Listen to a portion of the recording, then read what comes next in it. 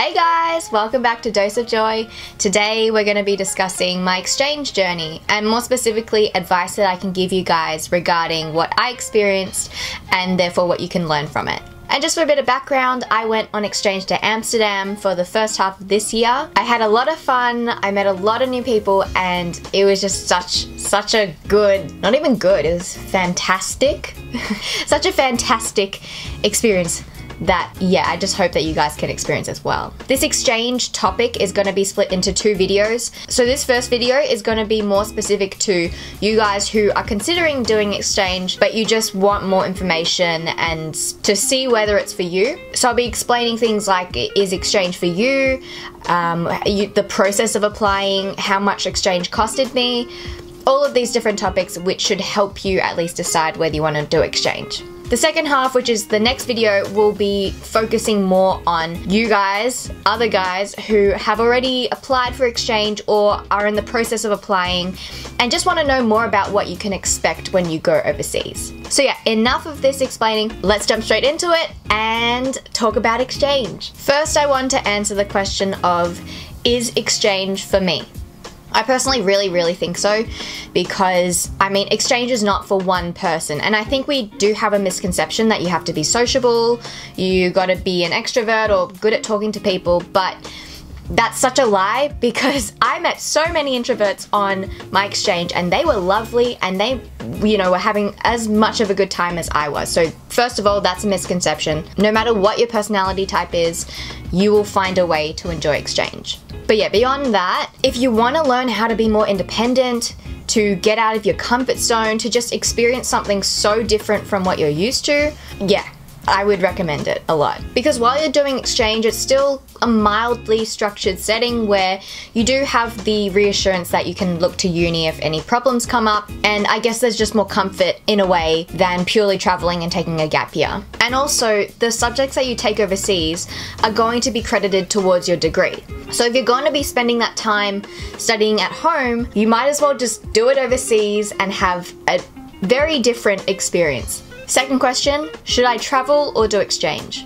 This was actually one of the main things that I was considering before I actually decided to do exchange. At the start, I thought that traveling and exchange were basically synonymous, that I could get the same experience as I would traveling as I would with exchange. But I can confirm that that is a lie. It's completely wrong, because when you're on exchange, you're studying, first of all. So you're in a university setting, you meet students who are similar ages to you, and you're able to learn at the same time. And we're also in our exchange country for around about 4 or 5 months. So that's a pretty extended amount of time. That's why we actually get the experience of living in a country and feeling like maybe, I don't know, maybe not a citizen, but at least someone who knows more about the ins of the culture. And I don't know, it's just very comforting. And I also had friends who would visit me in Amsterdam, and I was the most amazing tour guide. At least I knew enough to explain where things were, what my personal recommendations were, what I've experienced.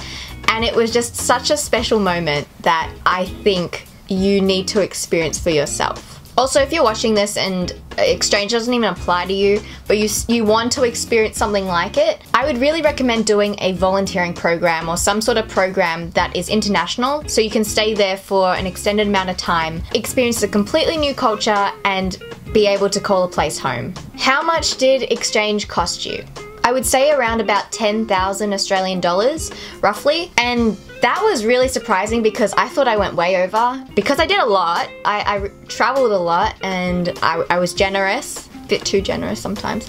But I thought about why I was able to spend less than I thought I would, and it's because I actually stayed with my friends a lot of the time. So I made friends and I would actually stay in their houses when I went traveling. So yeah, accommodation was provided at times during my travels. So thank you to all my wonderful friends who helped me out. I love you all. But the second reason, which now really makes sense, I didn't think of it at that time, but I actually got a scholarship from Melbourne Uni, and this was just a traveling scholarship that really supported me and helped me along the way. So I really highly recommend that if you're considering doing exchange, also look at the scholarships that you can apply for, because there's Actually quite a few. I personally recommend that if you're going to do half a year of exchange, save up around about 13,000 just so that you don't feel like you're limiting yourself when you go overseas, because the worst thing is to say no to something because you can't afford it. But if you're really worried that you won't be able to have that much money for exchange, there are things like OS help loans, which is basically a loan from the government. Around about 6,000. No, I lie, I don't know. Check the website, don't trust me. So yeah, treat it like a HEX debt or something where you just slowly repay it back to the government, but not in the near future anyway. How did you save up? So I actually worked my ass off. I did retail for a long time and I just worked and didn't have a life, but now I do. So yeah, in the moment it's a bit shitty. But if you have that end goal of doing exchange and that's what you really want to do, then I say work hard, have a life though, try and have a bit of a balance, but work hard and you will be rewarded when you go on exchange. How did you organize your exchange? So first I'm going to talk about it in terms of academics. So I actually extended my degree by 1 semester in order to do exchange, because by the time I actually decided to do it, there was not enough space in my curriculum. And in the moment it didn't feel good because there's a pressure to, you know, just graduate on time or just finish that degree. But it actually worked out so well for me, and I would really recommend you guys to do a similar thing. So because I extended my degree to 3.5 years, I actually underloaded for my third year, and then underloaded on exchange as well. So I did an equivalent of 3 subjects per semester. This was so cruisy because this is a top tip, I also left all of my breadth or elective subjects on exchange. So that definitely reduced the academic pressure that I had going overseas, and yeah, I would totally recommend it if that's something you want to do too. But also just be aware that if you are going to do exchange in your last semester, try harder in your academics, because if you fail a subject, you're going to have to continue when you come back from your exchange. And also know that even if you pass all your subjects, you might not graduate on time because the transcripts take a while to come back to your home country or your home university. So that happened for me. I still haven't graduated technically. In my mind I have though. But yeah, just be prepared for that if that's something that concerns you. And also in terms of how I organized my exchange based on traveling, I traveled solo in Spain for 2-ish weeks before my exchange, met a lot of people there, and I actually managed to stay with those friends during the semester. So during the semester I traveled for a lot. I traveled a lot throughout the semester, and at the end of that exchange, because technically I was done with my degree, I just went traveling for a month, stayed with a lot of friends I met, and it was fantastic. So yeah, I can't express just how optimal doing exchange in your last semester was. Obviously coordinators will tell you otherwise because they don't want you to fail, but I'm not your coordinator. Haha, so go on exchange. How do I choose what uni or what country to go to? So it really just depends on your priorities and what you want to get out of exchange. So if they're to learn a language, obviously I would recommend going to the country that speaks a language that you want to learn. Or if there's a country or a culture you want to know more about, I know that there was a girl who chose a particular country because her family was originally from there. She wanted to know that more and also to learn the language. Personally for me, I did it because of language, but in a very alternative way. My original plan was to go to Spain or Latin America in order to study my Spanish. That didn't end up going well because all of them needed Spanish proficiency for at least 2 years. So I did not have that because I wanted to start from scratch. So I just had to give up on that idea. And then because I'm really stubborn, I ended up choosing Amsterdam because they offered Spanish as a subject. So not even because I wanted to go to Amsterdam or Netherlands. I had no idea what I wanted. I just wanted to go to Europe because it was the furthest away I could get from Australia, but Amsterdam was not in the agenda. To make it easier for yourself though, at least pick a continent before you start looking at the unis and the countries that you want to go to. And then after I decided to go to Europe, I made a table listing the unis that I was potentially interested in and listed things like what I like about it, what I disliked about it, what the special considerations were.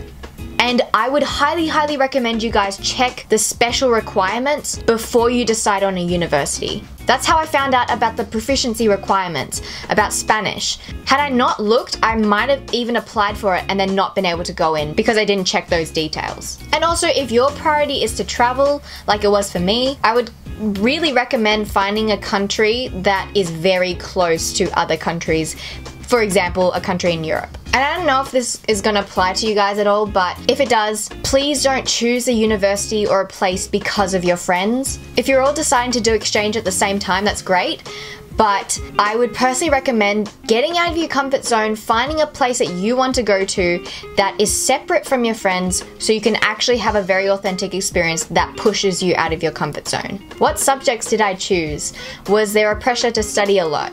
In terms of my subjects, I did 2 units of Spanish, I did 1 unit of film studies, and I did 1 unit of global leadership, which equaled 3 subjects equivalent in Australia. In terms of subjects, I would really recommend you to choose things that aren't offered in your course or your home university, but also not to choose a subject because it's a bludge, because you're on exchange, you still do want to learn and to be able to be genuinely interested in a particular subject.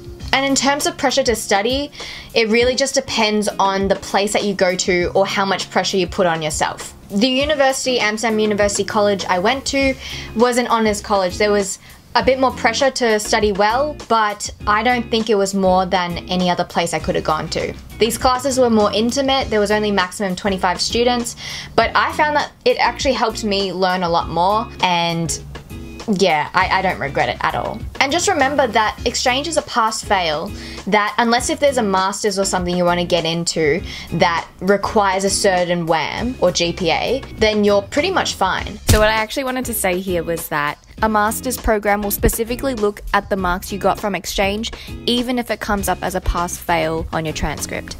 But also be aware that this pass-fail is according to the requirements of your exchange university. If your exchange university considers a 55 as a pass as opposed to a 50, then just be careful that you need to reach a 55 instead. What's college like or life in the dorms?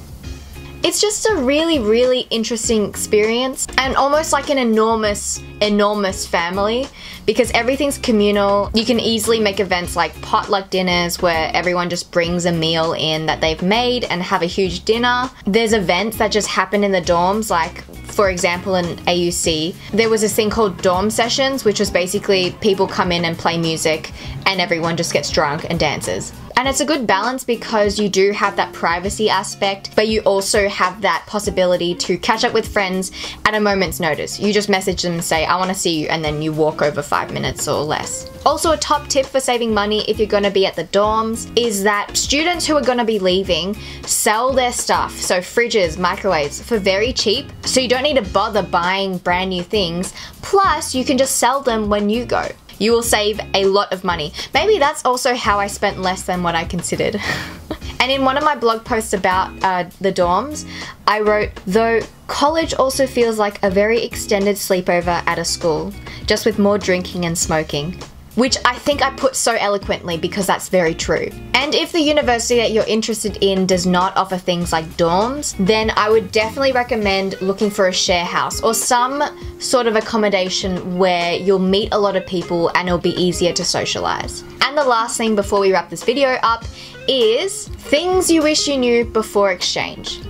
I think the biggest recommendation I can give is to manage your expectations of what exchange will be like. A lot of people imagine, and myself included, that exchange is going to always be fun, you're going to be like doing so much stuff, but then you get there and the first part, at least for me, was doing admin stuff, getting my immigration stuff done, getting a bike, buying groceries, I don't even know, mundane stuff that you just don't expect exchange to look like. Just have a very realistic idea of what exchange will be like, where there will be ups and downs, and that is completely fine. And I personally think I had a great time because I had no expectations for Amsterdam and no expectations really for exchange apart from that I want to do everything mentality. And secondly, for people who do get homesick, I personally didn't.